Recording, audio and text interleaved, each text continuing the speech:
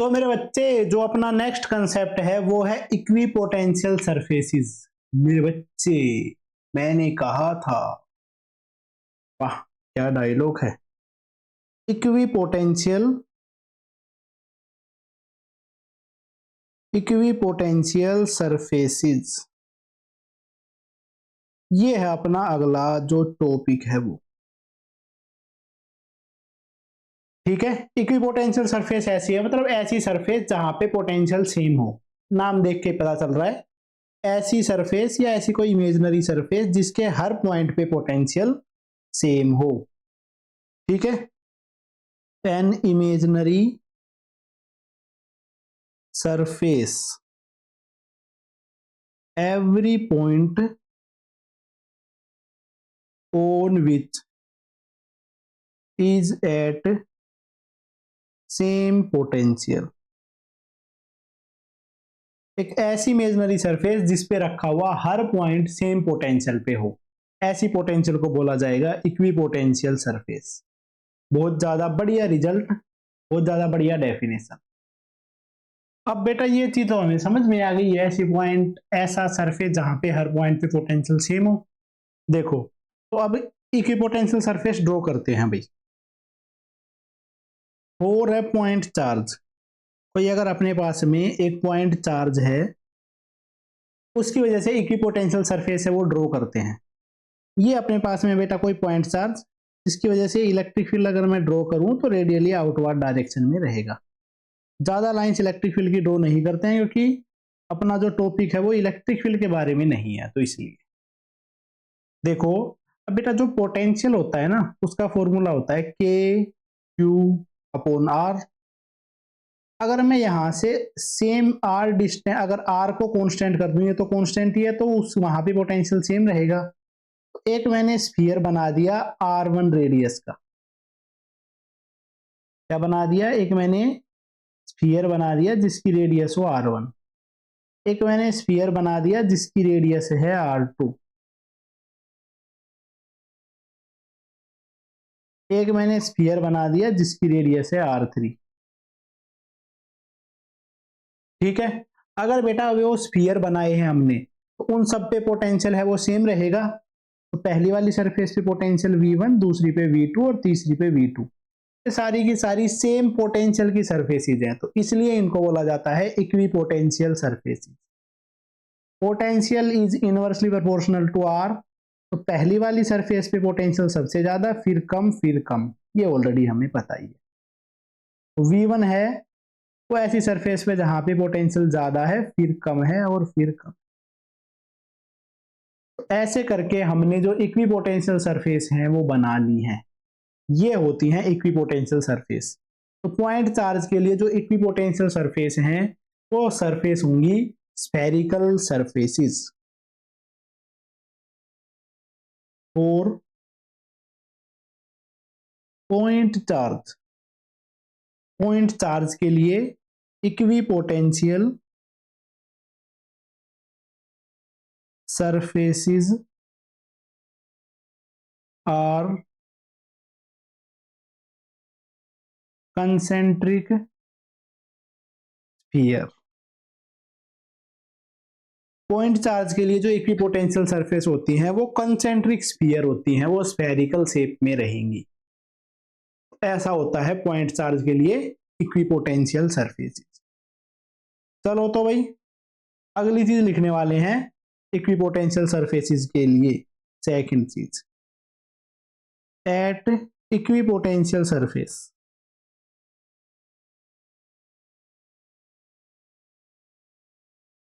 Eight equipotential surface. Equipotential surface पे potential है वो कांस्टेंट रहता है, इसका मतलब ही यही है। तो पोटेंशियल डिफरेंस है वो जीरो हो जाएगा, minus E dot D R है तो जीरो हो जाएगा। और इलेक्ट्रिक फील्ड और डी आर है, इसका डॉट प्रोडक्ट क्या हो गया है? जीरो।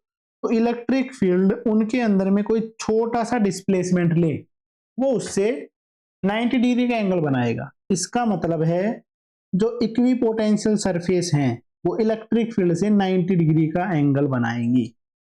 इसका मतलब है it means it means that electric field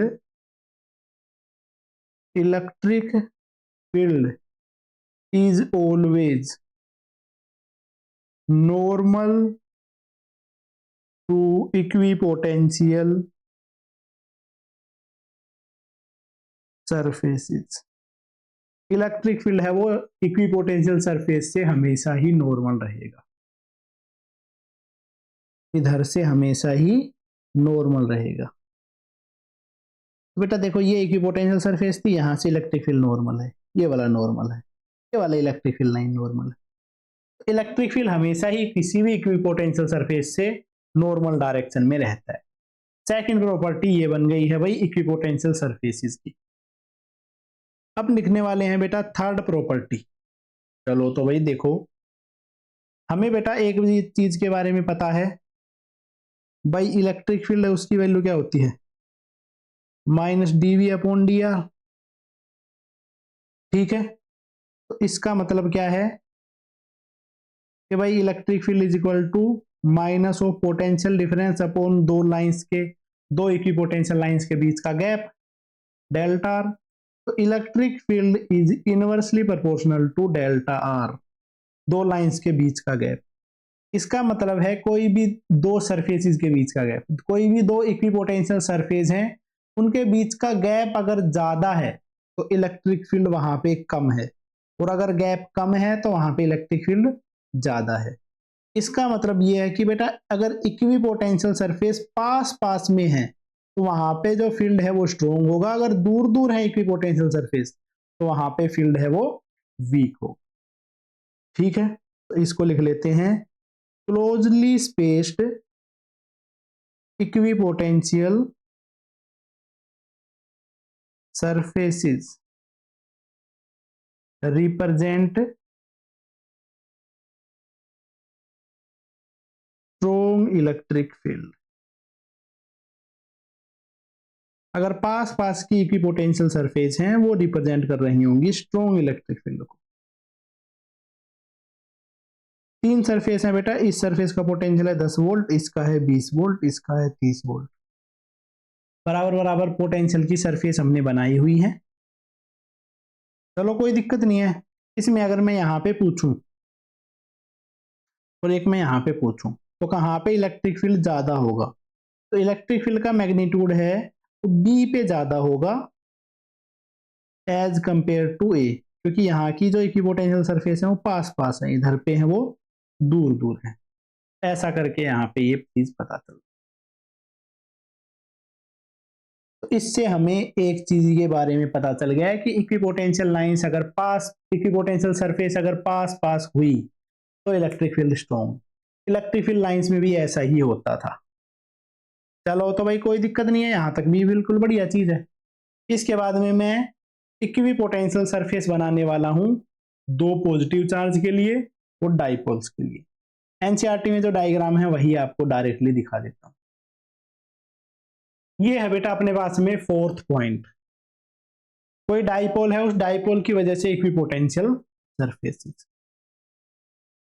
equipotential surfaces due to a dipole. बेटा पॉजिटिव के पास में इक्विपोटेंशियल सरफेसेस है, नेगेटिव के पास की इक्विपोटेंशियल सरफेसेस है।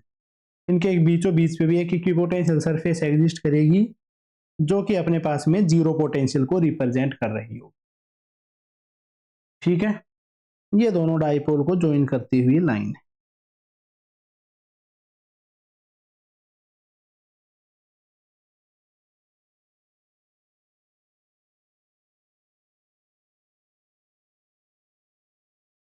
ऐसे है अगर बेटा कुछ लाइंस का पोटेंशियल मैं लिखना चाहूं, जैसे इसका पोटेंशियल है V1, इसका पोटेंशियल है V2 और इसका पोटेंशियल है V3। ठीक है, तो बेटा नेगेटिव के जितनी पास में है उतना ही नेगेटिव पोटेंशियल। V1 सबसे कम है, V2 है वो तो भाई जीरो ही है, क्योंकि इस वाली का जो पोटेंशियल है वो जीरो हो जाएगा। ठीक है, डाइपोल पे बाइसेक्टर पे जो भी लाइन होती है उसका पोटेंशियल क्या होता है, जीरो। उसके बाद में V3 क्योंकि पॉजिटिव चार्ज के पास में है तो इसका पोटेंशियल है पॉजिटिव बन जाए। ऐसे करके इक्विपोटेंशियल सरफेस हैं ये बनाई गई हैं किसी भी डाइपोल के लिए। ठीक है, दो अगर आइडेंटिकल पॉजिटिव चार्ज रख दें तो उनके लिए भी पोटेंशियल है, इक्विपोटेंशियल सरफेस है, वो आपको बना के दिखा देता हूं। अगर बेटा अपने पास में दो पॉजिटिव चार्ज हैं, उनकी वजह से इक्विपोटेंशियल सरफेस है वो ऐसी दिखाई दे रही होंगी। ठीक है, तो चलो ये अपने पास में बन गई हैं इक्विपोटेंशियल सरफेस।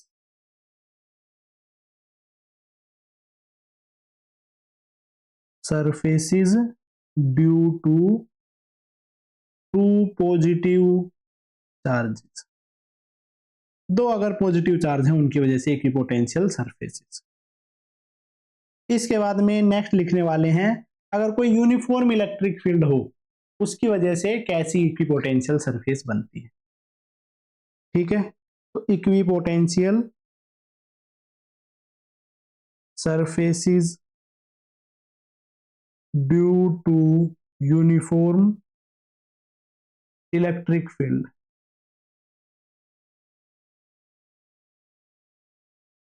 देखो बेटा जो यूनिफॉर्म इलेक्ट्रिक फील्ड होगा वो इस तरीके से रिप्रेजेंट हो रहा होगा।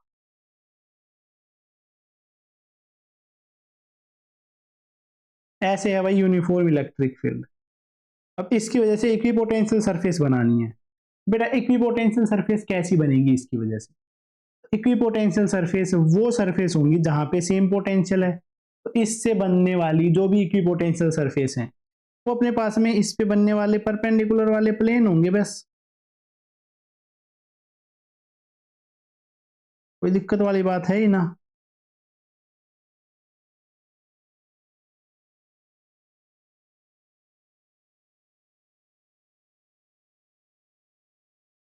बाकी दिक्कत है इसके।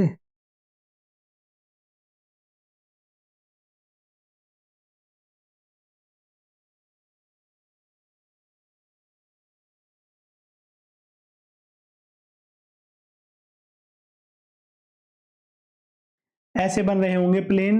जो बेटा प्लेन इक्विपोटेंशियल सरफेस वाले प्लेन है वो हमेशा इलेक्ट्रिक फील्ड से 90 डिग्री का ही एंगल बनाए।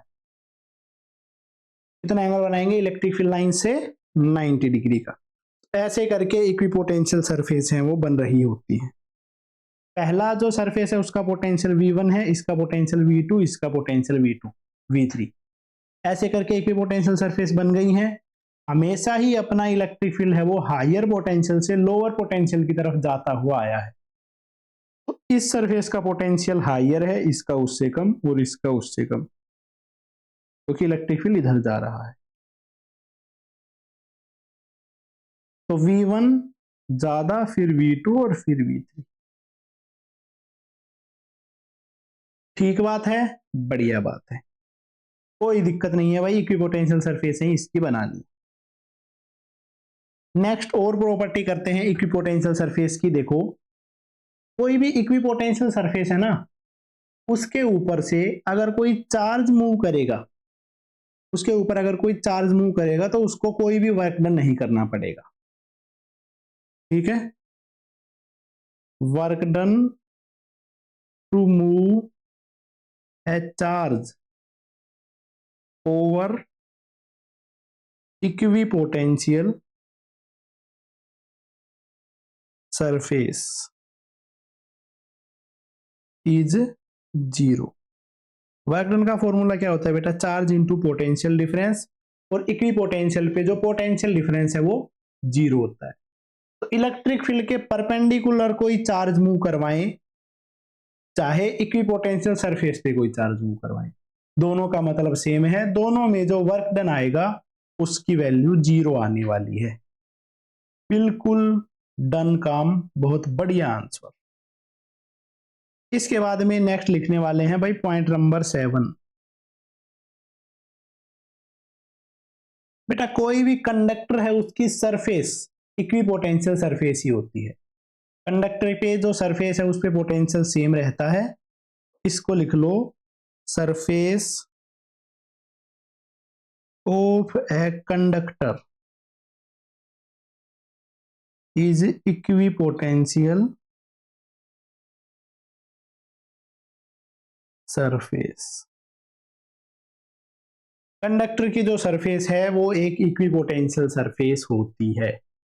ये हो जाता है इस चीज का आंसर, बढ़िया आंसर, सटीक आंसर। ठीक बात है मेरे बच्चे। अब नेक्स्ट चीज जो हम कैलकुलेट करने वाले हैं वो है कि भाई इलेक्ट्रिक फील्ड कैसे निकाला जाता है इक्विपोटेंशियल सरफेस की वजह से। तो बेटा नेक्स्ट जो अपना जो छोटा सा कंसेप्ट है, मतलब कि इस पे बेस्ड क्वेश्चंस आते हैं, वो ही बताने वाले हैं। ठीक है, तो इसको लिख लेते हैं note. Electric field due to equipotential surfaces. Equipotential surfaces की वजह से इलेक्ट्रिक फील्ड है उसकी वैल्यू क्या होगी। ठीक है, तो अगर पैरेलल इक्विपोटेंशियल सरफेस गिवन है तो उनकी वजह से इलेक्ट्रिक फील्ड निकालना है, तो वो कैसे निकाला जाएगा। देखो तो मेरे बच्चे, ऐसे अपने पास में गिवन है एक्स एक्सिस, ऐसे गिवन है वाई एक्सिस। चलो तो भाई इसमें ऐसे करके अपने पास में इक्विपोटेंशियल सरफेसेस हैं वो गिवन।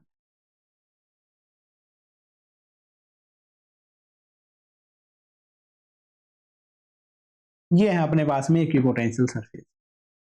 इस सरफेस का पोटेंशियल है V1, V2, V3, V4, V5, V6 और V7। ऐसे ऐसे अलग अलग सरफेस का जो पोटेंशियल है वो गिवन है। ठीक है, हर कोई सरफेस है, इधर पे एंगल बना रही है वो है थीटा। ठीक है, तो अगर बेटा इस केस में इलेक्ट्रिक फील्ड निकालना है तो क्या होगा कि हमें यह पता होगा कि कौन सी वाली सरफेस है वो हायर पोटेंशियल पे है। डायरेक्शन कैसे निकालेंगे, ऐसा मान लेते हैं कि V1 है उसका पोटेंशियल ज्यादा है V2 से। इन दोनों के बीच में कंपैरिजन कर रहे हैं। V1 और V2 के बीच का जो पोटेंशियल है वो देखो, V1 का हायर है, V2 का लोअर है, जो इलेक्ट्रिक फील्ड होगा वो इस डायरेक्शन में होगा। ठीक है, तो इलेक्ट्रिक फील्ड की डायरेक्शन तो ऐसे आ जाएगी। बेटा इस केस में जो इलेक्ट्रिक फील्ड होता है उसका आंसर क्या होता है वो बताता हूं। देखो, electric field will be equal to potential difference divided by इन दोनों के बीच का गैप। ये फॉर्मूला होता है, ये फॉर्मूला भाई सबने पढ़ा हुआ है, मैग्नीट्यूड लिखा है सिर्फ। तो इलेक्ट्रिक फील्ड का मैग्नीट्यूड है वो लिखा जाएगा दो सरफेस के बीच का पोटेंशियल इनटू उनके बीच का परपेंडिकुलर डिस्टेंस। जैसे V2 माइनस V1, या V1 ज्यादा है तो V1 माइनस V2, और इन दोनों के बीच का जो परपेंडिकुलर गैप है ना उससे इसको डिवाइड करते हैं। ऐसे करके इलेक्ट्रिक फील्ड है वो निकाला जाएगा। ये होता है इलेक्ट्रिक फील्ड निकालने का तरीका। तो प्रॉपर मेथड है वो यही है। आ गई मेरी बात समझ में। तो इस पे वेस्ट ही क्वेश्चन करे जाएंगे, एक आधा क्वेश्चन इस पे वेस्ट कर लेते हैं, फिर उससे आगे आने वाली चीजों को डिस्कस करेंगे। तो बेटे ये है अपना question. Figure show the set of equipotential surfaces the magnitude and direction of electric field exist in this region. ये इक्विपोटेंशियल सरफेसेस हैं, इसका पोटेंशियल है 10 वोल्ट, 20 वोल्ट, 30 वोल्ट और 40 वोल्ट। ठीक है, इनकी वजह से हमें क्या निकालना है, इलेक्ट्रिक फील्ड का मैग्नीट्यूड और डायरेक्शन है निकालनी है, और ये इसके लिए ऑप्शन है। ठीक है, ऑप्शंस को देखने की जरूरत नहीं है अपने को, तो सिर्फ आंसर निकालना है। चलो तो भाई करते हैं। देखो, इलेक्ट्रिक फील्ड है हमेशा किस डायरेक्शन में होता है बेटा, हायर पोटेंशियल से लोअर पोटेंशियल। 40 हायर है, फिर 30, फिर 20 और फिर 10। इसका मतलब है इलेक्ट्रिक फील्ड है वो इस तरीके से एग्जिस्ट करेगा भाई, इससे परपेंडिकुलर की डायरेक्शन में। कैसे एग्जिस्ट करेगा इलेक्ट्रिक फील्ड, इससे परपेंडिकुलर की डायरेक्शन में। 40, 30, 20, 10। ठीक है, इन दोनों के बीच का पोटेंशियल डिफरेंस है वो हमने लिख लिया है, एंगल है 135 डिग्री। इन दोनों के बीच का जो कोई भी दो इलेक्ट्रिक फील्ड लाइन है उन दोनों के बीच का जो गैप है एक, तो वो निकालना है भाई डी। ठीक बात है बेटा, इन दोनों के बीच का गैप और दोनों के बीच का पोटेंशियल डिफरेंस। कोई भी दो लाइन है उनके बीच का गैप निकालना है, तो इसको मैं थोड़ा जूम करके लिख देता हूं, और मुझे ये गैप निकालना है भाई, ये गैप। इस गैप को निकालने के लिए ये मैंने राइट एंगल ट्राइंगल है वो कंस्ट्रक्ट कर ली है। ऐसी है ये राइट एंगल ट्राइंगल। ये वाला जो गैप है इस गैप को बोला गया है डी। चलो तो इस तक में कोई दिक्कत नहीं है। अच्छा देखो, अब इस राइट एंगल ट्राइंगल में मैं करता हूं, ये वाला है यहाँ पे है 2, यहाँ पे है 3, इन दोनों के बीच का जो गैप है वो है 1। ये वाला जो गैप है ये है 1। बेटा देखो ये एंगल जो बन रहा था ये क्या था 135, तो इधर वाला एंगल बन रहा होगा वो क्या होगा 45, तो ये एंगल भी क्या बन रहा होगा 45। ये एंगल क्या होगा भाई 45 डिग्री। अच्छे से बनाता हूं भाई, किसी को कंफ्यूजन ना रह जाए।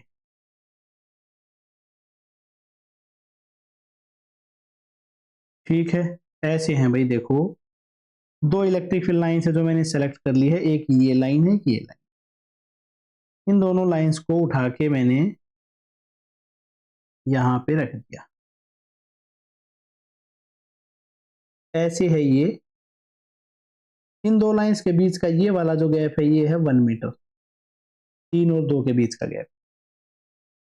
ठीक है भाई, इन लाइंस पे ये वाला एंगल था ये है 135, तो ये वाला एंगल बच जाएगा 45।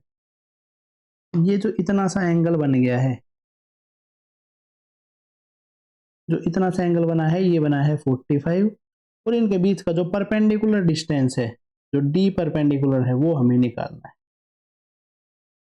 ठीक है भाई, ये एंगल है 90 डिग्री। तो बेटा 90 के सामने वाला होता है हाइपोटेन्यूज, ये होता है परपेंडिकुलर और ये होता है बेस।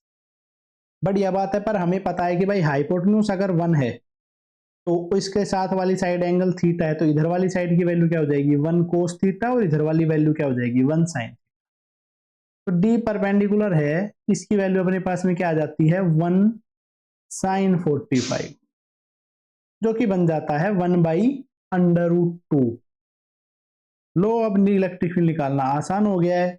इलेक्ट्रिक फील्ड क्या हो जाएगा पोटेंशियल डिफरेंस, ये दो लाइन है इनके बीच का पोटेंशियल डिफरेंस 10 और 20, इनके बीच का पोटेंशियल डिफरेंस हो गया है 10, और इनके बीच का जो गैप है वो है 1/√2। आंसर आ जाएगा 10√2। 10 वोल्ट ये मीटर में है, 10√2 वोल्ट पर मीटर। इस रीजन में जो इलेक्ट्रिक फील्ड एग्जिस्ट कर रहा है उसकी वैल्यू आ गई है 10√2 वोल्ट पर मीटर। ठीक है, अब ये एक्स एक्सिस से कितना सा एंगल बना रहा है वो निकालना है। भाई ये एंगल है 135, ये वाला जो एंगल था ये था 45, ये वाला एंगल भी क्या बन जाएगा 45 राइट एंगल ट्राइंगल में। ये वाला जो एंगल है ये भी क्या बन जाएगा 45 डिग्री। तो इलेक्ट्रिक फील्ड है वो कितना एंगल बना रहा है एक्स एक्सिस से 45 डिग्री, तो ये आ जाएगा इसका सही आंसर। एंगल है बेटा 45 डिग्री, और जो इसका मैग्नीट्यूड है वो है 10√2। ऐसे करके इस क्वेश्चन का आंसर निकल के आता है, जो कि इसका प्रॉपर आंसर बन जाता है। नेक्स्ट क्वेश्चन है अपने पास में ये। ठीक है, figure shows 4 point A B C and D in uniform electric field. Uniform electric field में ये 4 पॉइंट है ए बी सी और डी। ठीक है, A B and C D are perpendicular and B C and A D are parallel to electric field. Diagram में देख के पता चल रहा है ए बी सी और डी पे जो पोटेंशियल है वो V A V B V C और वी डी है। तो इनमें बताना है कहां पे पोटेंशियल ज्यादा कहां पे पोटेंशियल कम। बेटा इलेक्ट्रिक फील्ड से परपेंडिकुलर डायरेक्शन में इक्विपोटेंशियल सरफेस होती है, तो ए और बी पे पोटेंशियल सेम, सी और डी पे पोटेंशियल सेम। एक चीज तो अपने पास में ये आ गई, ए बी और सी डी ए बी पे सेम, सी और डी पे सेम। अब बेटा ये बात पूछी जाए तो इलेक्ट्रिक फील्ड मतलब पोटेंशियल है कहां पे ज्यादा होगा, तो इलेक्ट्रिक फील्ड है वो हमेशा हायर से लोअर पे ट्रेवल कर रहा होता है। इसका मतलब ए पे ज्यादा है डी पे कम है, तो पोटेंशियल ए पे ज्यादा है डी पे कम है, और ए और बी का पोटेंशियल सेम है, और सी और डी का पोटेंशियल सेम है। ठीक है, तो सही आंसर अपने पास में क्या बन जाता है ऑप्शन बी, ए और बी दोनों पे सेम है, जो कि सी और डी से ज्यादा है। डन है ये आंसर, बिल्कुल सिंपल सा साधारण सा सटीक सा इसका आंसर है। अच्छा तो बेटे और क्वेश्चन करते हैं इस पे वेस्ट, जिससे कि इन कंसेप्ट में और क्लियरिटी आपको आ सके।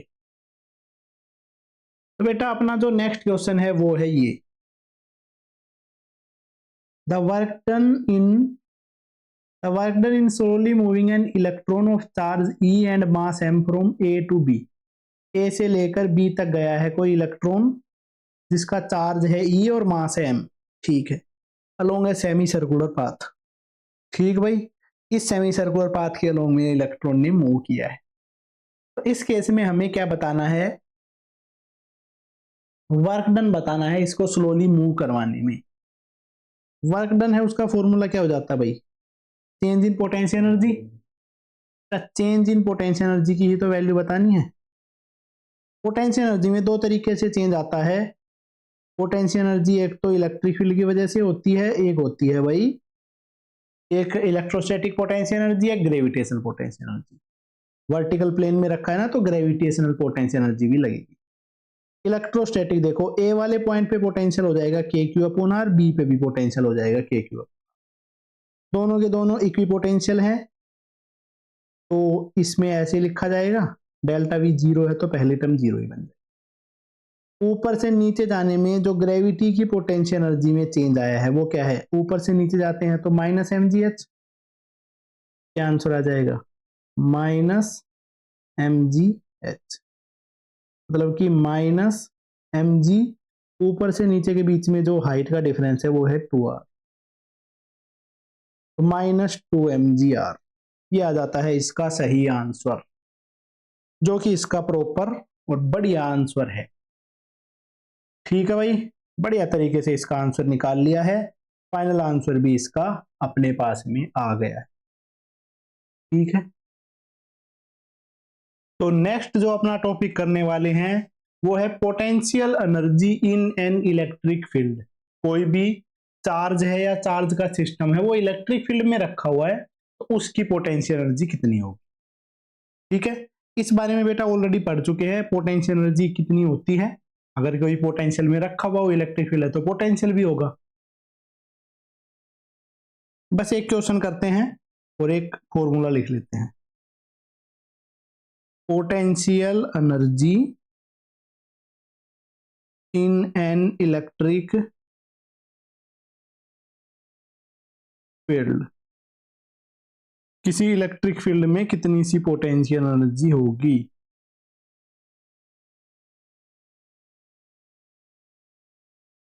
ठीक है, तो बेटा पोटेंशियल एनर्जी को डिफाइन किया जाता है कि उस कॉन्फ़िगरेशन को असेंबल करने में कितनी सी एनर्जी लगी है। तो it is defined as work done to assemble the configuration. इसको डिफाइन किया जाता है कि उस कॉन्फ़िगरेशन को अरेंज करने में हमें कितना सा वर्क डन करना पड़ेगा। ठीक है, देखो भाई दो चार्ज रखे हुए हैं, एक चार्ज है Q1 एक चार्ज है Q2 और दोनों के बीच का जो सेपरेशन है वो है R। और Q1 जहां पे रखा वहां का पोटेंशियल है V1, Q2 जहां रखा वहां का पोटेंशियल है V2, दोनों के बीच का जो सेपरेशन है वो है R। ठीक है, तो इस सिस्टम की जो पोटेंशियल एनर्जी है वो हो जाएगी Q1 into V1 plus Q2 into V2 plus इसकी पोटेंशियल एनर्जी इसकी पोटेंशियल एनर्जी, और Q1 और Q2 को R सेपरेशन पे लगाने में जो पोटेंशियल एनर्जी है वो क्या हो जाएगी K Q1 Q2 by R। ये हो जाएगी इसकी टोटल पोटेंशियल एनर्जी। इस सिस्टम को अरेंज करने में जो पोटेंशियल एनर्जी लगी है उसका आंसर इतना सा आ जाएगा बच्चे। ठीक है, बिल्कुल सही आंसर। चलो तो इस पे बेस्ड एक क्वेश्चन कर लेते हैं। तो ये है अपने पास में क्वेश्चन, देयर एग्जिस्ट है यूनिफॉर्म इलेक्ट्रिक फील्ड। एक यूनिफॉर्म इलेक्ट्रिक फील्ड है, इतनी से वोल्ट पर मीटर का एग्जिस्ट कर रहा है directly along minus X axis, मतलब negative X axis, such that potential at origin is zero. Origin पे जो पोटेंशियल है उसकी वैल्यू है जीरो। इसको मैंने बना लिया है ओरिजिन। ठीक है, यहाँ का जो पोटेंशियल है वो है zero. Charge of -200 microcoulomb, -200 microcoulomb जो ओरिजिन पे रखा हुआ है, and A charge of 200 microcoulomb is placed at 3,0। इसका मतलब है जब x की वैल्यू 3 है तो वहां पे रखा हुआ है। ठीक है, यहाँ पे x इज इक्वल टू 3 है और इधर का जो चार्ज है वो है प्लस 200 माइक्रोकूलम, ये प्लस x एक्सिस है। The electrostatic potential energy of this system, इस सिस्टम की इलेक्ट्रोस्टैटिक पोटेंशियल एनर्जी कितनी सी होगी। और जो इलेक्ट्रिक फील्ड है वो नेगेटिव x एक्सिस की तरफ है, इलेक्ट्रिक फील्ड है वो इस डायरेक्शन में है। ठीक है, तो बेटा इलेक्ट्रिक फील्ड अगर इस तरफ जा रहा है तो इलेक्ट्रिक फील्ड जा रहा होता है हायर पोटेंशियल से लोअर पोटेंशियल। तो यहाँ का पोटेंशियल पहले तो निकालने की जरूरत है। 1 पे पोटेंशियल 0 है, V2 का पोटेंशियल क्या होगा। चलो तो ये निकाल लेते हैं भाई। To calculate potential V2, V2 की कैलकुलेशन करते हैं। V2 की कैलकुलेशन क्या हो जाएगी भाई, potential difference is equal to electric field into दोनों के बीच का डिस्टेंस। तो इधर पे जो इलेक्ट्रिक फील्ड एग्जिस्ट कर रहा है उसकी वैल्यू क्या हो जाएगी, 4 इंटू 10 की पावर 5, 4 इंटू 10 की पावर 5 इंटू इन दोनों के बीच का जो गैप है वो है 3। ठीक है, और इसकी वैल्यू अपने पास में क्या हो जाएगी ये बता देते हैं भाई। बहुत ज्यादा बढ़िया। ठीक है, इलेक्ट्रिक फील्ड है बेटा वो अपने पास में किस डायरेक्शन में जा रहा है, इधर से लेकर इधर पे जा रहा है। ठीक है, इलेक्ट्रिक फील्ड हमेशा कहां से कहां ट्रेवल करता है, हायर पोटेंशियल से लोअर पोटेंशियल की तरफ ही ट्रेवल करता है। तो किस तरफ का पोटेंशियल हायर होगा। ठीक है, इलेक्ट्रिक सही बताया ना। हाँ, इलेक्ट्रिक फील्ड है वो नेगेटिव एक्स एक्सिस के अलोंग में है। चलो भाई, तो इसका मतलब है यहाँ का पोटेंशियल ज्यादा, यहाँ का पोटेंशियल कम। V2 minus V1, V2 minus 0, इसकी वैल्यू हो जाती है 12 इंटू 10 की पावर 5। ठीक है, तो V2 का जो पोटेंशियल है वो आ गया है 12 इंटू 10 की पावर 5 वोल्ट। बहुत ज्यादा बढ़िया। अब हमें इस सिस्टम की पोटेंशियल एनर्जी निकालनी है, potential energy of system. Potential energy आ जाएगी वही पहले वाला चार्ज इंटू वहां का पोटेंशियल, दूसरा चार्ज इंटू वहां का पोटेंशियल, प्लस के Q1 Q2 अपॉन R। बहुत ज्यादा बढ़िया बात है। अब इनको सोल्व कर लेते हैं। V1 का पोटेंशियल है 0, उसके बाद में है Q2, नया चार्ज है वो ये है 200 इंटू 10 की पावर माइनस 6, और वहां का जो पोटेंशियल है वो आ गया है 12 इंटू 10 की पावर 5। ठीक है, नेक्स्ट है के 9 इंटू 10 की पावर 9, चार्ज है वो लिखते हैं माइनस 200 इंटू 10 की पावर 6 प्लस 200 इंटू 10 की पावर 6 डिवाइडेड बाई उन दोनों के बीच का सेपरेशन, इन दोनों के बीच का सेपरेशन है 3। ऐसा करके इसका आंसर है वो निकाल रहे हैं। इसकी वैल्यू निकालेंगे तो 12 इंटू 20, बाकी ये 0 और ये -6 और ये +5, ये सब के कैंसिल हो जाएगा तो 240 वोल्ट। ठीक है, इधर 3 से ये 3 पे कैंसिल हो जाएगा 3, और यहां से हो जाएगा 4 12 -12। ओके भाई, ठीक है, इंटू बाकी जो 10 की पावर है उनको सोल्व कर लेते हैं। यहां से 10 की पावर आई 9, इधर से 10 की पावर आई -4, इधर से 10 की पावर आई -4, 240 -120 वोल्ट। तो 240 में से 120 घटाएंगे, वोल्ट रही है जूल है ये, तो का आंसर आ जाएगा 120 जूल। तो इस सिस्टम की जो पोटेंशियल एनर्जी है वो आ जाती है 120 जूल। ऐसा करके पोटेंशियल एनर्जी निकाली जाती है। ठीक है, तो भाई पोटेंशियल एनर्जी बढ़िया तरीके से निकल गई है, सारा जो सिस्टम है सेटलमेंट हो गया है। ऐसा सही क्वेश्चन था। इसके बाद में जो अगला कॉन्सेप्ट करने वाले हैं उस चीज को समझते हैं बढ़िया तरीके से। अब जो नेक्स्ट चीज करने वाले हैं वो है भाई किसी डाइपोल की कितनी सी पोटेंशियल एनर्जी होती है। ये अपने पास में थोड़ा सा इंपॉर्टेंट टॉपिक हो जाता है पहले सारे टॉपिक्स के कंपैरिजन में। ठीक है, तो इस टॉपिक को और थोड़ी सी अच्छे तरीके से पढ़ा जाएगा। तो भाई लिखो potential energy of a dipole in electric field. किसी डाइपोल की पोटेंशियल एनर्जी इलेक्ट्रिक फील्ड में।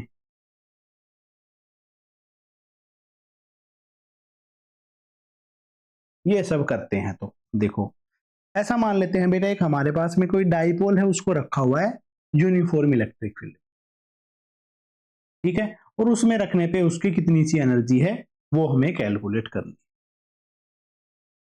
तो let a dipole P vector is placed inside a uniform electric field.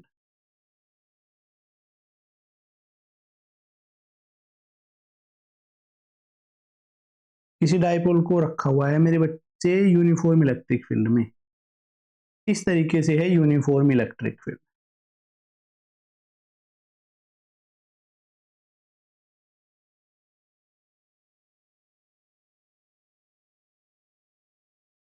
ये है भाई यूनिफॉर्म इलेक्ट्रिक फील्ड। इसके अंदर में किसी डाइपोल को रख दिया मैंने, तो डाइपोल को ऐसे रख दिया भाई, इलेक्ट्रिक फील्ड से जो एंगल बना रहा है डाइपोल, वो एंगल बना रहा है थीटा। ये इस तरीके से पी वेक्टर करके मैंने लिख दिया, और ये जो एंगल बना रहा है इलेक्ट्रिक फील्ड से, उस एंगल को नाम दे दिया थीटा। ऐसे ये डाइपोल है उसको रखा गया है, ठीक है, इन electric field and dipole is making an angle theta with electric field. और जो डाइपोल है इलेक्ट्रिक फील्ड से एंगल थीटा बना रहा है। ठीक बात है भाई। अब बेटा देखो इस केस में हमें देखो बताना क्या है कि अगर मैं इस पॉइंट की अगर पोटेंशियल एनर्जी लिखना चाहूं, तो भाई सिर्फ पोटेंशियल एनर्जी का कोई सेंस नहीं बनता है। यहाँ पे कुछ भी पोटेंशियल एनर्जी लिख दो हर कोई सही ही मानी जाएगी। पोटेंशियल एनर्जी का रेफरेंस कब माना जाता है? पोटेंशियल एनर्जी बेटा जब मानी जाती है जब कोई भी अपने पास में चेंज हो, ठीक है, जहां पे चेंज इन पोटेंशियल एनर्जी लिख सके। तो दो पॉइंट्स के बीच की पोटेंशियल एनर्जी है ना, वो अपने लिए मैटर करती है, ठीक है। अगर मैं किसी डाइपोल को रोटेट कर दूं एंगल θ1 से लेकर θ2 तक, तो उस केस में पोटेंशियल एनर्जी है उसको लिखना अपने लिए थोड़ा सा सही हो जाएगा, ठीक है। तो उसी चीज तक हम पहुंचना चाहते हैं कि भाई उसको रोटेट करें किसी डाइपोल को, तब पोटेंशियल एनर्जी कितनी सी आए, उसका पोटेंशियल एनर्जी का डिफरेंस वही अपने लिए मैटर करता है। तो वही पोटेंशियल एनर्जी का डिफरेंस लिखने के लिए हमें वर्क डन चाहिए होगा, और वर्क डन वाली चीजों से ही सब कुछ निकाला जा सकता है।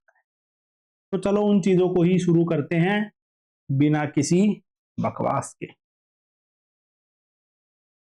तो जैसे ही इसको हम डाइपोल को इलेक्ट्रिक फील्ड में रखेंगे तो इस पे टॉर्क लग रहा होगा, तो टॉर्क लिख लेते हैं, torque on dipole by electric field. Electric field ने जो डाइपोल पे टॉर्क लगा रखा है उस टॉर्क की वैल्यू आ जाती है पी साइन थीटा, ठीक है। अगर मैं इसको थोड़े बहुत एंगल से घुमाना चाहूं, ठीक है, अगर इस डाइपोल को मैं थोड़ा सा रोटेट करना चाहता हूं, पहले डाइपोल ऐसे रखा था, डाइपोल को मैं रोटेट करके ऐसा करना चाहता हूं, ठीक है, तो उसको इस तरह से रोटेट करने के लिए मैंने डी थीटा एंगल से इसको रोटेट करना है भाई, बहुत छोटे से एंगल से, ठीक है। तो उस केस में मुझे कुछ ना कुछ वर्क डन करना पड़ेगा, वर्क डन करना पड़ेगा, वो तो बहुत सही बात है। तो बेटा अगर देखो डाइपोल है, डाइपोल पे इलेक्ट्रिक फील्ड है, वो डाइपोल को वापिस उधर की तरफ ही लेके जाना चाहता है। इलेक्ट्रिक फील्ड का टॉर्क है वो कैसे लग रहा है भाई, इस तरीके से लग रहा है, वो उसको वापिस ही उधर की तरफ लेके जाना चाह रहा है, हम डाइपोल को इस तरफ लेके आना चाह रहे हैं। ये तो है इलेक्ट्रिक फील्ड का टॉर्क जिसको सिर्फ टाउ लिखा है, हम इसको इधर की तरफ लेके आना चाह रहे हैं, तो इसका मतलब है हमें कुछ ना कुछ काउंटर टॉर्क लगाना पड़ेगा, इस तरफ कुछ एक्स्ट्रा टॉर्क लगाना पड़ेगा इसी सेंस ऑफ रोटेशन में, जिसको बोला जाएगा एक्सटर्नल टॉर्क। ठीक है। और अगर बहुत स्लो स्लो लेके जाना है इसको, तो उस केस में इसके बराबर ही टॉर्क लगाना पड़ेगा ताकि इसका एंगुलर एक्सेलरेशन ना हो सके।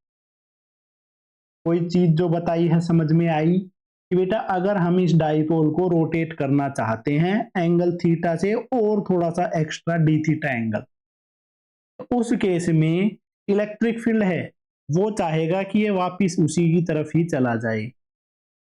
ठीक है, तो उसके एंटी उसके काउंटर पे हमें एक टॉर्क लगाना पड़ेगा जो कि होगा एक्सटर्नल टॉर्क। अब एक्सटर्नल टॉर्क इस डायरेक्शन में लग रहा है, बट एक्सटर्नल टॉर्क का मैग्नीट्यूड इसके बराबर ही हो, क्योंकि मैग्नीट्यूड अगर बराबर नहीं हुआ तो एंगुलर एक्सेलरेशन बन जाएगा, तो उस केस में तो ये रोटेट कर नहीं पाएगा, मतलब कि रोटेट करेगा बट एंगुलर एक्सेलरेशन से, तो वर्क डन है वो उसमें काइनेटिक एनर्जी की टर्म भी आ जाएगी। तो इसको स्लोली रोटेट करना चाहते हैं, ठीक है, तो उस केस में सेम टॉर्क हमें लगाना पड़ेगा। Now we need to rotate this dipole by small angle d theta, then we need a counter torque,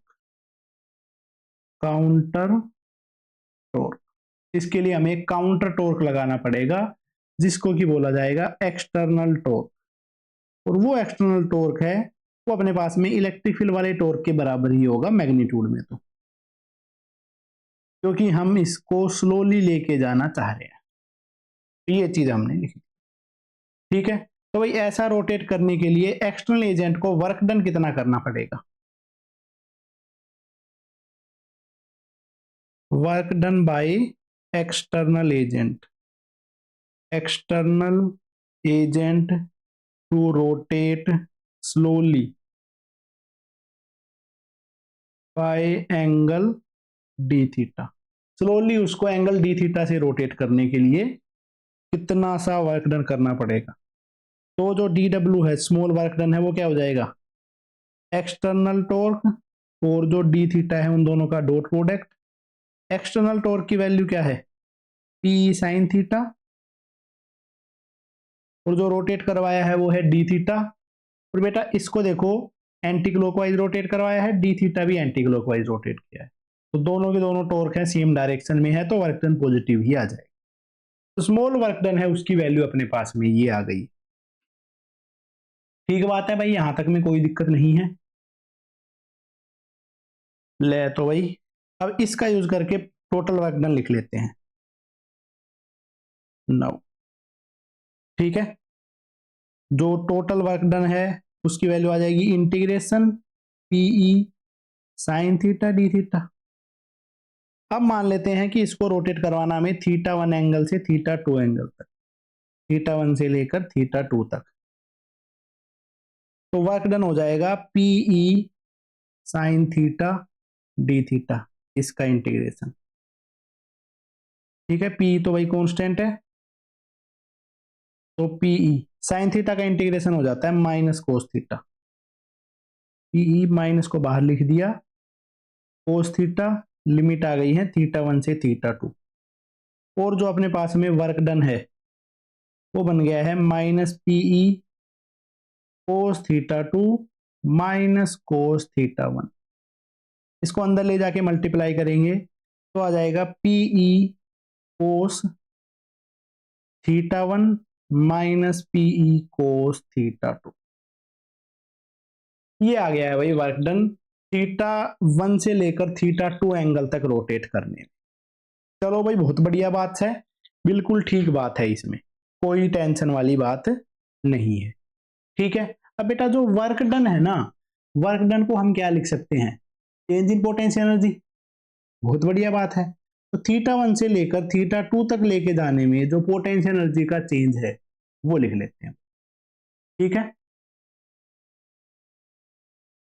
तो since change in potential energy is equal to work done, potential energy at angle theta 2 उसके corresponding potential energy है वही U2, और जब angle theta 1 था तो potential energy है U1। और वो आ गई है वर्क डन के इक्वल, मतलब कि PE cos theta 1 minus PE cos theta 2। ठीक है, इस टर्म को अगर मैं कंपेयर करना चाहूं तो U2 माइनस U1, पहले U2 वाली टर्म लिख लेता हूं, माइनस पीई कोस थीटा 2, उस वाली टर्म को राइट में ले जाके लिख देता हूं, तो वो हो जाएगी प्लस पीई कोस थीटा 1। ठीक है, तो U2 की एनर्जी ये आ गई है PE cos theta 2 minus U1 की आ गई है पीई कोस थीटा 1, इसको प्लस करूंगा तो इसमें माइनस लग जाएगा। ठीक है, तो इधर से अपने पास में पोटेंशियल एनर्जी है उसकी वैल्यू आ जाएगी पीई कोस थीटा। ठीक है, अब बेटा अपने पास में पोटेंशियल एनर्जी में रेफरेंस अपनी मर्जी से चूज कर सकते हैं, जहां पे जो भी चूज करना चाहें वो। ठीक है, तो रेफरेंस भी चूज कर लेता हूं मैं।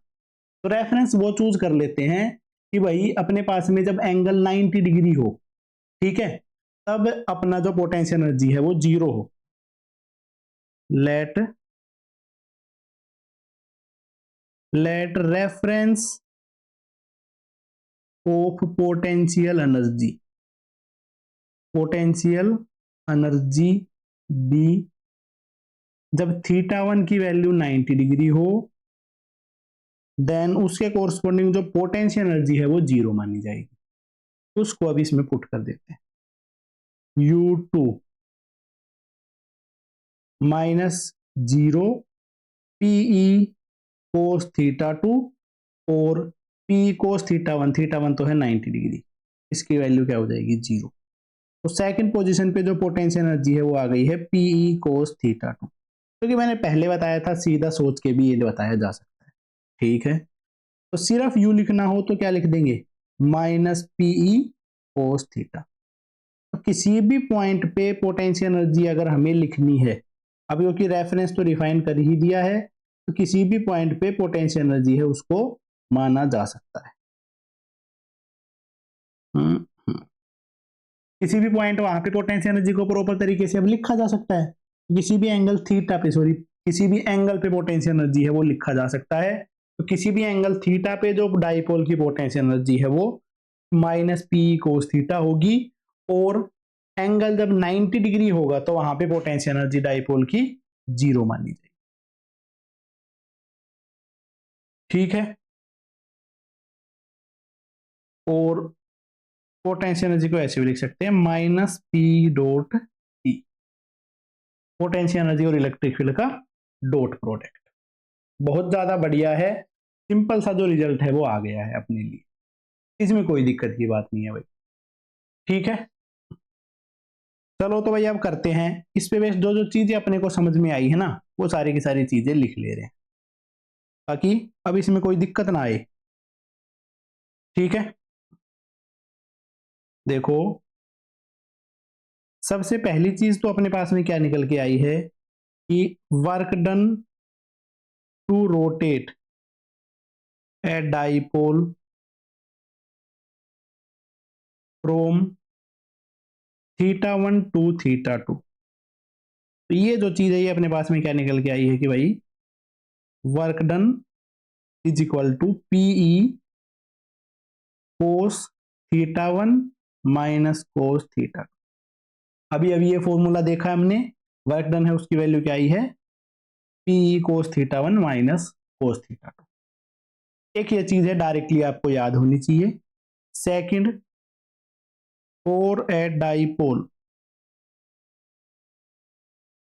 Eight angle theta with electric field, तो उसकी जो पोटेंशियल एनर्जी है उसको कंसिडर किया जाएगा माइनस पीई कोस थीटा। ठीक है, नंबर थर्ड,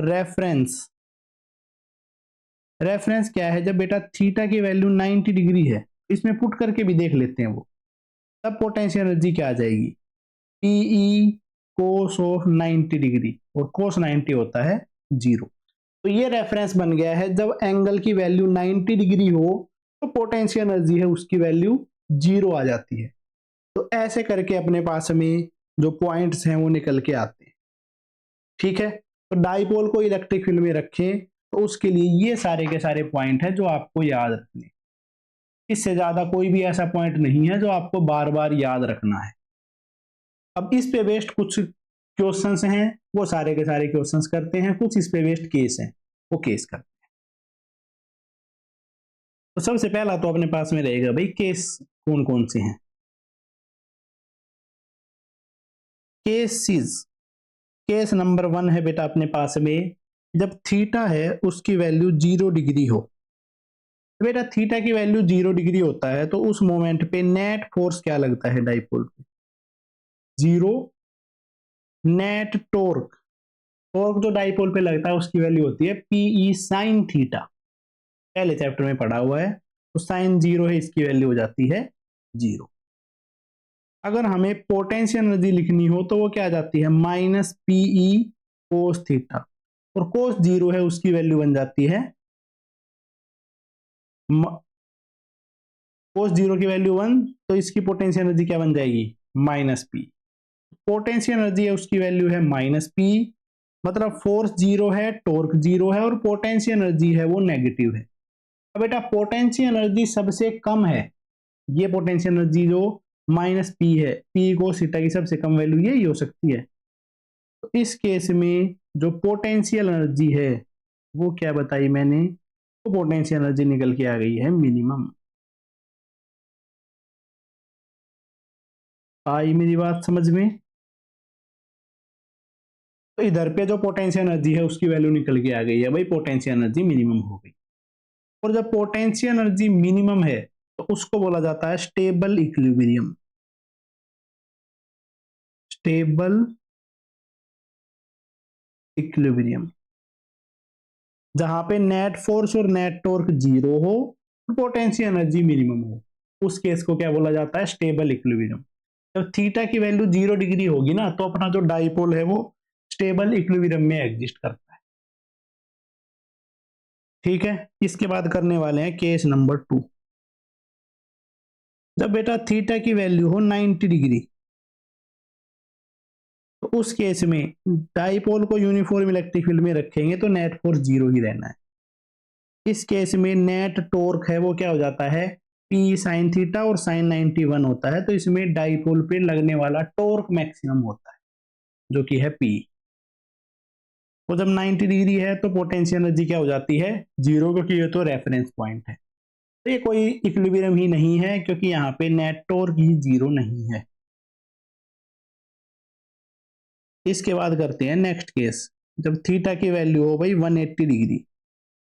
तो थीटा की वैल्यू 180 डिग्री है तो उस केस में नेट फोर्स है 0 रहेगा, net torque PE sine 180, sine 180 भी 0 होता है, और जो पोटेंशियल एनर्जी है वो हो जाएगी माइनस पी कोस थीटा, और कोस में 180 डिग्री होता है -1, इसकी एनर्जी आ जाती है पी, और ये एनर्जी हो जाती है पोटेंशियल एनर्जी है, ये पोटेंशियल एनर्जी की मैक्सिमम वैल्यू है। और अगर पोटेंशियल एनर्जी मैक्सिमम है तो कैसा इक्विलिब्रियम होगा, तो इस इक्विलिब्रियम को बोला जाता है अनस्टेबल इक्विलिब्रियम। इस इक्विलिब्रियम का नाम रहेगा अनस्टेबल इक्विलिब्रियम, ये हो जाता है अनस्टेबल इक्विलिब्रियम। तो ऐसे करके 1 2 3 अपने सारे के सारे केस हैं ये लिखे जाते हैं। अब एक और चीज मुझे इंपॉर्टेंट ध्यान में आ गई भाई, वो इंपॉर्टेंट चीज क्या है कि जब भी कोई स्टेबल इक्विलिब्रियम में रहता है, कोई भी डाइपोल को जब हम स्टेबल इक्विलिब्रियम में रखेंगे तो स्टेबल में तो कोई दिक्कत नहीं है, बट स्टेबल में अगर मैं उसको थोड़ा सा हिला दूं, ठीक है, तो उस केस में वो ऑसिलेट करने लग जाएगा। सही बात है, ये चीज तो हमने पढ़ी हुई है। तो अगर थोड़ा सा उसको डिस्प्लेस कर दे मीन पोजीशन से तो क्या करने लग जाएगा ऑसिलेट, और अगर ऑसिलेट करने लग गया तो इसका मतलब है वो ऑसिलेशन एसएचएम भी होंगे, और उस एसएचएम का टाइम पीरियड भी निकालना पड़ेगा। स्मॉल ऑसिलेशन है वो एसएचएम भी होंगे, वही चीज हम करने वाले हैं।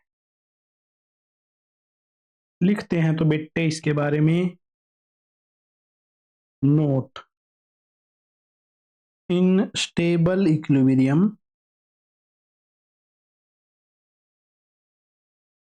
डाइपोल का जो स्टेबल इक्विलिब्रियम है जब थीटा की वैल्यू 0 डिग्री है, ठीक है, then if we displace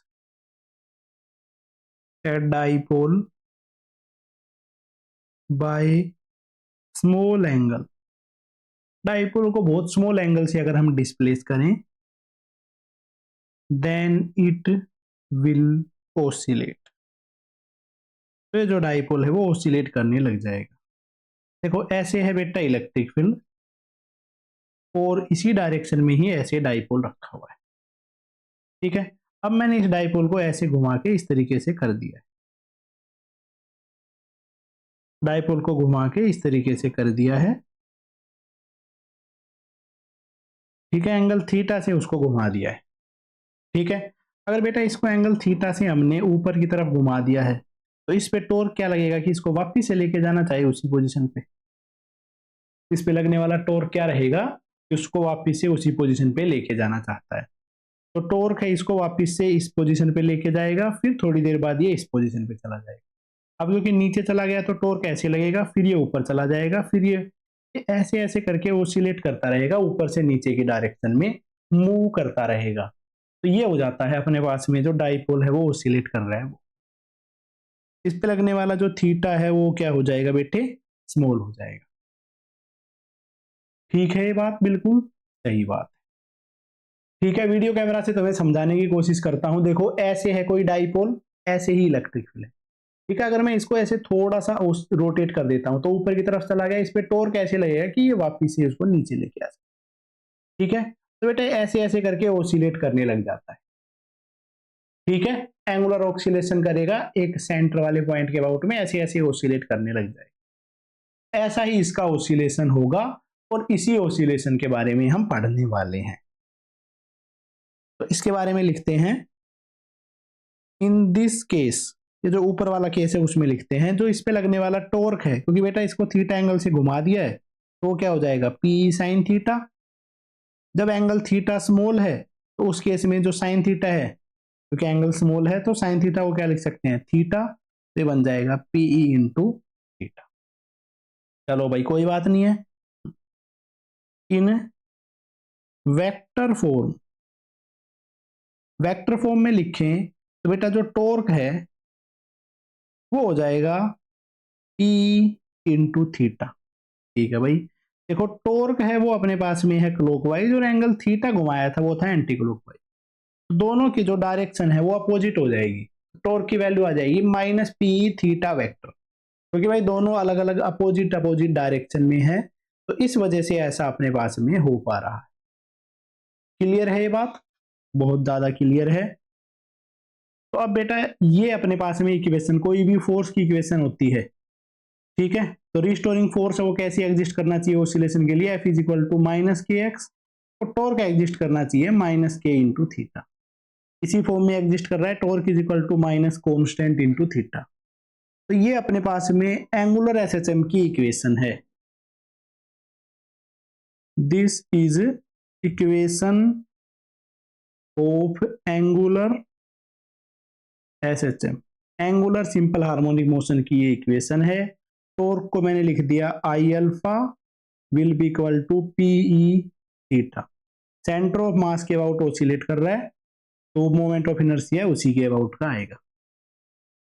alpha है उसको लिख दिया PE upon I into theta. तो ये अपने पास में आ गया है एंगुलर एक्सेलेरेशन की वैल्यू थीटा की टर्म्स में। ठीक है, एक्सेलेरेशन क्या आना चाहिए माइनस ओमेगा स्क्वायर एक्स, तो अल्फा क्या आना चाहिए minus omega square into theta. तो इसको कंपेयर कर लेंगे, compare with alpha is equal to minus omega square theta. इसका मतलब है ओमेगा स्क्वायर है उसकी वैल्यू हो जाएगी पीई अपॉन आई, ओमेगा है उसकी वैल्यू हो जाती है under root of PE upon I. ठीक है, तो इस चीज का यूज करके टाइम पीरियड भी निकाल लेंगे। Time period of small oscillation वो बन जाता है 2 pi by omega. 2 pi omega है, 1 अपॉन ओमेगा आ जाता है आई अपॉन पी। तो ये हो जाता है कोई भी अगर डाइपोल इलेक्ट्रिक फील्ड में ऑसिलेट कर रहा है तो उसका time period 2 pi under root of I upon PE, ऐसे करके इसका टाइम पीरियड है वो निकाला जाता है। बहुत बढ़िया आंसर, बहुत ज्यादा सिंपल आंसर। टॉर्क, डाइपोल, सब कुछ हमने जो चीजें हैं वो लिख ली हैं। ठीक है बेटा, अब इस पे बेस्ड कुछ एक क्वेश्चन है वो क्वेश्चन भी कर लेते हैं जिससे कि ये टॉपिक खत्म हो सके। तो ये है बेटा अपना question, dipole is placed parallel to the electric field. एक डाइपोल है जिसको इलेक्ट्रिक फील्ड से पैरेलल रखा हुआ है। If W is work done in rotating dipole by 60 degree then work done in rotating it by 180 degrees. ठीक है, अगर उसको 60 डिग्री रोटेट करना है तो हमें वर्क डन करना पड़ रहा है W, और अगर उसको 180 तक रोटेट करना पड़ रहा है तो कितना सा वर्क डन हमें करना पड़ेगा। तो बेटा जो W है वो अपने पास में क्या आ जाता है, PE कोस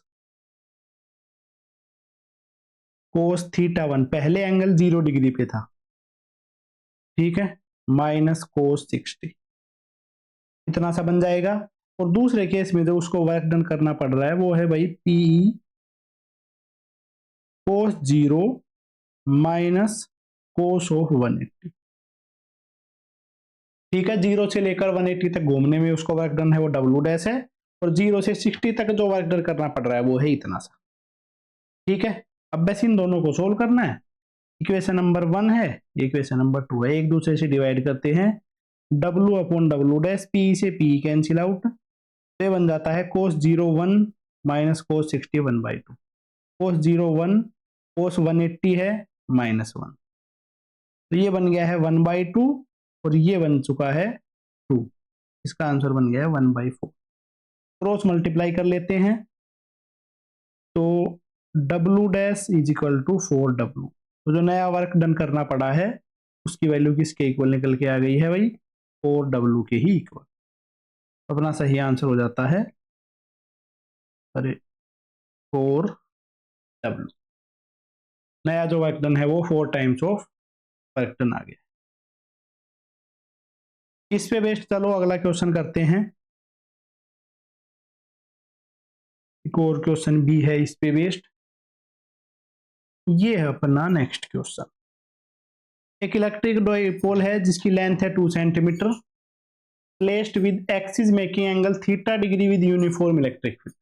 और ऐसे रखा हुआ है कि उसकी एक्सिस है 30 डिग्री एंगल बना रही है यूनिफॉर्म इलेक्ट्रिक फील्ड के साथ, और इस पे जो टॉर्क लग रहा है उसकी वैल्यू इतनी सी है। पोटेंशियल एनर्जी बतानी है उस डाइपोल की कितनी सी होगी। ठीक है, एक डाइपोल है जिसकी लेंथ है 30 डिग्री का एंगल बना रहा है यूनिफॉर्म इलेक्ट्रिक फील्ड पे। इस पे लगने वाला जो टॉर्क है, टॉर्क की वैल्यू क्या होती है बेटा, PE साइन थीटा। तो वो है tan√3 is equal to PE sine 30। एक इक्वेशन ये आ गई है। तो इसकी पोटेंशियल एनर्जी बतानी है। पोटेंशियल एनर्जी का फॉर्मूला क्या हो जाता है, -PE cos 30। दो इक्वेशन आ गई हैं, एक ये एक ये। दोनों में से PE को एलिमिनेट करना है तो डिवाइड करने वाला ऑप्शन ही सबसे सही रहेगा। तो equation number 1 divided by 2, tan√3 upon u, P से P कैंसिल आउट, माइनस बचा sin 30 upon cos 60, sorry cos 30। तो tan/√3 upon u is equal to minus sin 30 upon cos 30 बन जाता है tan 30। तो ये हो जाता है -1/√3। क्रॉस मल्टीप्लाई कर देंगे, u की वैल्यू हो जाएगी tan√3 से √3 मल्टीप्लाई किया तो -30 जूल। तो भाई जो पोटेंशियल एनर्जी आ गई है वो आ गई है -30 जूल। बस यही चीज हमें निकालनी थी और यही चीज हमने निकाल ली। बढ़िया तरीके से इसको सोल्व कर लिया है, इजी सा क्वेश्चन था। एक और क्वेश्चन करते हैं। अगला जो क्वेश्चन है वो है अपने पास में ये, dipole is placed in an electric field as shown, in which direction will it move. Dipole को ऐसे रखा हुआ है और ये डाइपोल किस डायरेक्शन में मूव करेगा। देखो तो बेटा अपने पास में एक इलेक्ट्रिक फील्ड गिवन है इस तरीके से। ऐसा इलेक्ट्रिक फील्ड है तो ऑब्वियस सी बात है वो कैसे चार्ज का इलेक्ट्रिक फील्ड होगा, किसी पॉजिटिव चार्ज का, मतलब यहाँ पे पॉजिटिव चार्ज रखा हुआ है। अब वो पॉजिटिव चार्ज इसके पास वाले को ज्यादा रिपेल करेगा, दूसरे वाले को कम अट्रैक्ट करेगा, मतलब ओवरऑल राइट में फोर्स लगेगा। नेट फोर्स अगर राइट में लगा तो नेट फोर्स की वजह से राइट में जाएगा, ऑब्वियस सी बात है। और अगर बेटा राइट में जा रहा है इलेक्ट्रोस्टैटिक फोर्स की वजह से, खुद के फोर्स की वजह से, तो पोटेंशियल एनर्जी डिक्रीज होती है। तो राइट में जाएगा और इसकी पोटेंशियल एनर्जी डिक्रीज होगी, towards the right and potential energy decrease. ये हो जाएगा इसका सही आंसर।